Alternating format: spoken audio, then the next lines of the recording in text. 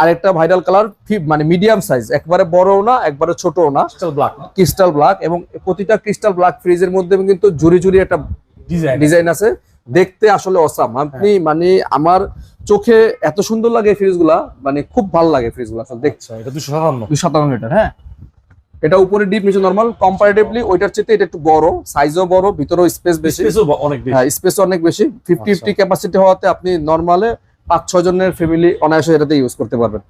আর এটা regular price হচ্ছে ভাইয়া আপনার 47,990।